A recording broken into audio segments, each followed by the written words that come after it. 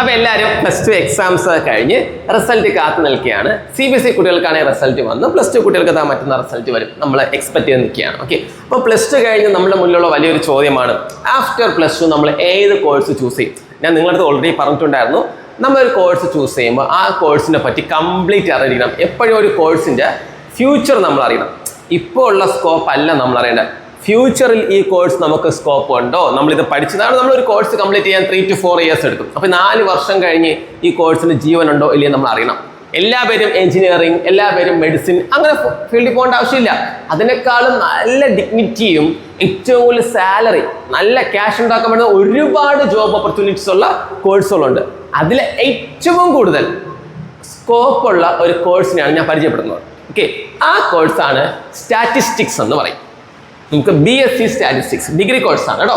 Statistics വിത്ത് data analytics എന്ന് പറഞ്ഞ course ആയാലും സ്റ്റാറ്റിസ്റ്റിക്സ് എന്ന് പറഞ്ഞ കോഴ്സായാലും ബോത്ത് ആർ സെയിം തന്നെയാണ്. ഏതെടുത്താലും പക്കയാണ്. കാരണം കുറേ കൂടുതൽ ഇപ്പോൾ കമ്പ്യൂട്ടർ BCAയും BSc കമ്പ്യൂട്ടർ സയൻസ് ഒക്കെ എടുക്കുന്നുണ്ട്.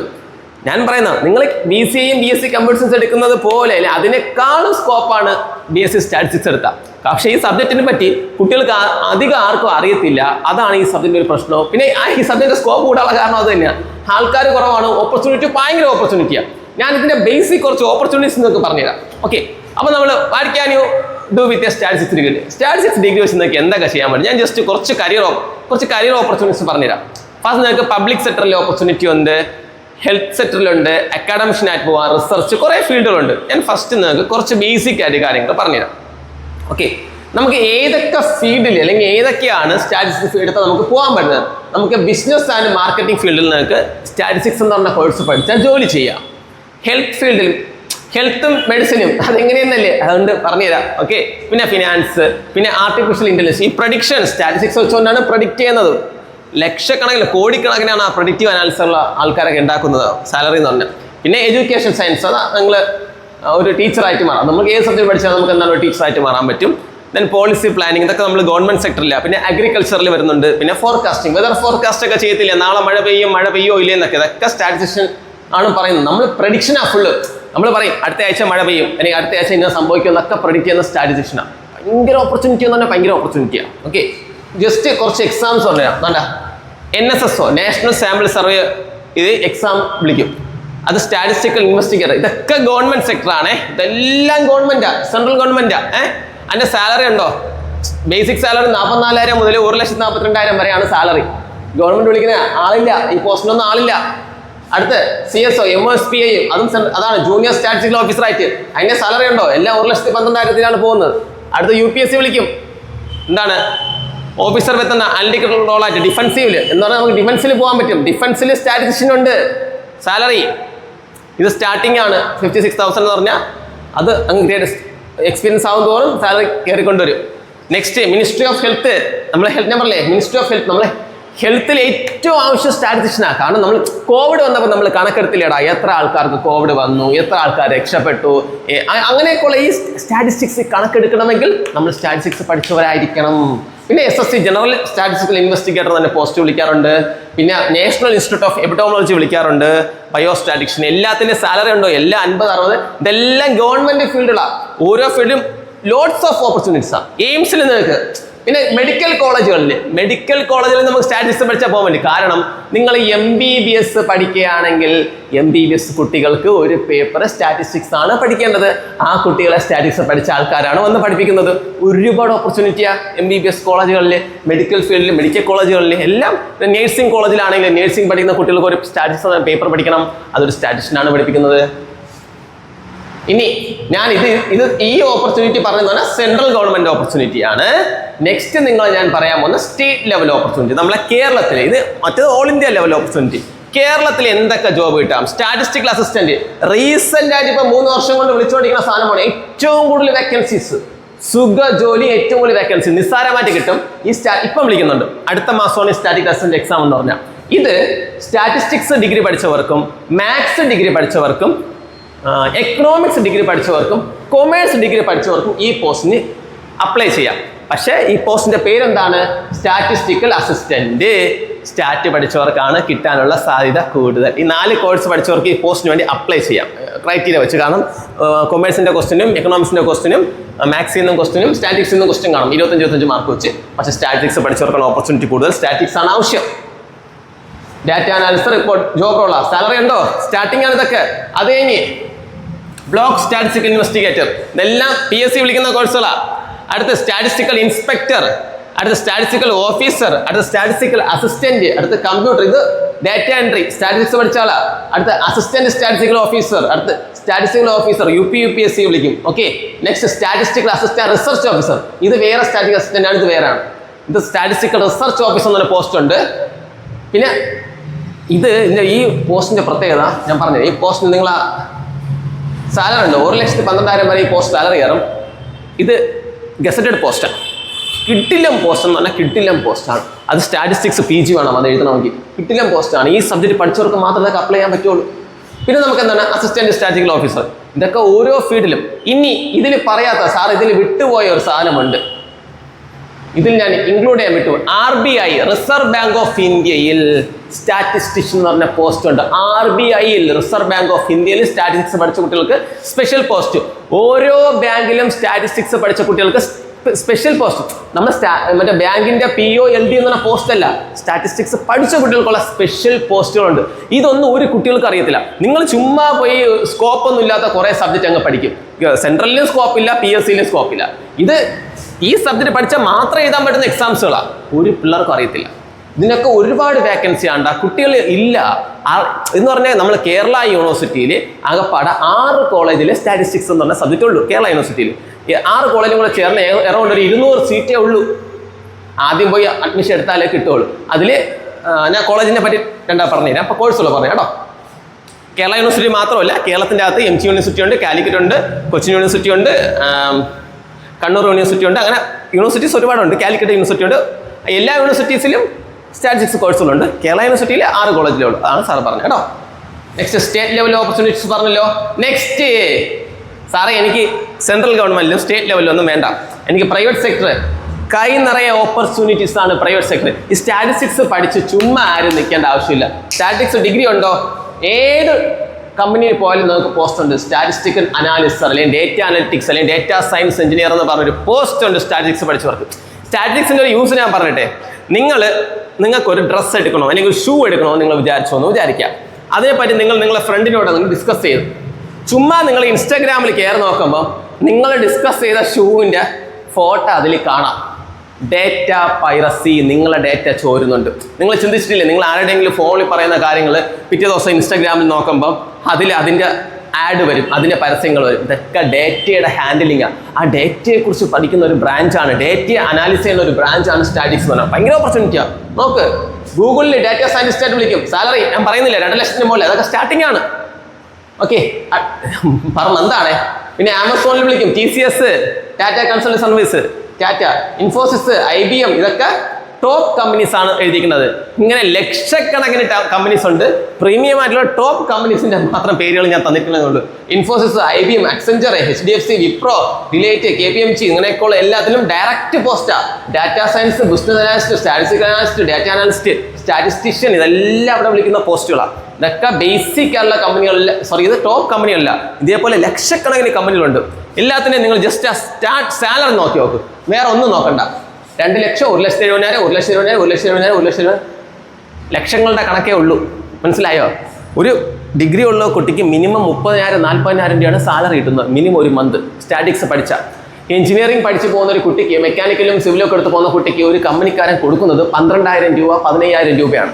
സ്റ്റാറ്റിസ്റ്റിക്സ് ഡിഗ്രി ഉള്ള ഒരു കൊച്ചിന് കൊടുക്കുന്ന സാലറി 40,000 രൂപ, 50,000 രൂപയാണ്. വ്യത്യാസം മനസ്സിലായോ? എഞ്ചിനീയറിന് നിങ്ങൾ ഉദ്ദേശിക്കുന്ന വിലയൊന്നുമില്ല, ഇതിന് ഭയങ്കര വിലയാണ്. പിന്നെ ഇത് ആർക്കൊക്കെ എടുക്കാൻ പറ്റും? +2 മാത്സ് പഠിച്ച കുട്ടിക്ക് മാത്രമേ നിലവിൽ സ്റ്റാറ്റിക്സ് പഠിക്കാൻ പറ്റുള്ളൂ. ആ എലിജിബിലിറ്റി ക്രൈറ്റീരിയ മാറ്റുമെന്നൊക്കെ പറയുന്നുണ്ട്. പക്ഷേ നിലവിൽ +2 നിങ്ങൾ അറ്റ്ലീസ്റ്റ് മാത്സ് നിങ്ങൾ പഠിച്ചിരിക്കണം. കൊമേഴ്സ് എടുത്ത കുട്ടികളായാലും കുഴപ്പമില്ല, സയൻസ് എടുത്തവർക്കായാലും കുഴപ്പമില്ല. മാത്സ് നിങ്ങൾ പഠിച്ചവർക്ക് മാത്രമേ സ്റ്റാറ്റിസ്റ്റിക്സ് എടുക്കാൻ പറ്റും. കാരണം സ്റ്റാറ്റിസ്റ്റിക്സ് എന്ന് പറഞ്ഞാൽ മാത്സ് ആണ്. ഇനി ഇത് പഠിക്കാൻ ഈസിയാണോ അല്ലേ എന്ന് ചോദിച്ചാൽ, അസിസ്റ്റന്റ് പ്രൊഫസർ ഓഫ് സ്റ്റാറ്റിക്സ് ഞാൻ പറയുന്നു, ഇത് പഠിക്കാൻ ഭയങ്കര ഈസിയാണ്. ഇത് പഠിക്കാൻ ടഫില്ല. മാത്സ് പഠിക്കണം പക്ഷേ നിങ്ങൾ +1 സ്റ്റാറ്റിക്സ് പഠിച്ചില്ലേ, മീൻ മീഡിയം മോഡും, അതൊന്നും അല്ല. കുറച്ച് ഇൻ്റഗ്രേഷനും കുറച്ച് പ്രോബബിലിറ്റി ഒക്കെ ഇതിൽ പഠിക്കാനുണ്ട്. പക്ഷെ എല്ലാം ബേസിക് ലെവലേ ഉള്ളൂ. വലിയ മാത്തമാറ്റിക്സ് ഒന്നും നമുക്ക് ആവശ്യമില്ല. അത്യാവശ്യം നിങ്ങൾ മാത്സിൽ ഒരു 50-50 നിങ്ങൾ ഓക്കെ ആണെങ്കിൽ നിങ്ങൾക്ക് ഈ സബ്ജക്റ്റിൽ സർവൈവ് ചെയ്യാൻ പറ്റും. നിങ്ങൾക്ക് അനാലിസിക് സ്കില്ലാണ് വേണ്ടത്. നിങ്ങൾക്ക് ഈ സബ്ജക്റ്റിന് സ്കില്ലാണ് ആവശ്യമായിട്ടുള്ളത്. ഓക്കെ, നമ്മൾ ഈ തിയററ്റിക്കലായിട്ട് പഠിക്കുന്നതിനേക്കാളും സ്കില്ലാണ് ആവശ്യം. അത് നിങ്ങൾ ഗ്രാജുവലി നിങ്ങളെ കൊണ്ട് ഉണ്ടാക്കിയെടുക്കാൻ പറ്റും. സോഫ്റ്റ്വെയറിൻ്റെ ഒക്കെ അവൈലബിലിറ്റി ഉണ്ട്. സോഫ്റ്റ്വെയർ ഒക്കെ നന്നായിട്ട് R, Python, SQL, Excel, advanced Excel, tableau, power BI തുടങ്ങിയ സോഫ്റ്റ്വെയർ ഒക്കെ നമ്മൾ സ്റ്റാറ്റിക്സ് പഠിക്കുമ്പോൾ നമ്മൾ ഡിസ്കസ് ചെയ്യും. അതിൽ നിങ്ങൾ എന്ത് ചെയ്യും, നന്നായിട്ട് പഠിച്ച് കയറി വന്നോളൂ. അതുകൊണ്ട് നിങ്ങൾ ഒന്നും ടെൻഷൻ. അത്യാവശ്യം ബേസിക് ആയിട്ട് നിങ്ങൾക്ക് മാത്സ് പറ്റുമെങ്കിൽ ധൈര്യമായിട്ട് ഈ കോഴ്സ് എടുക്കുക.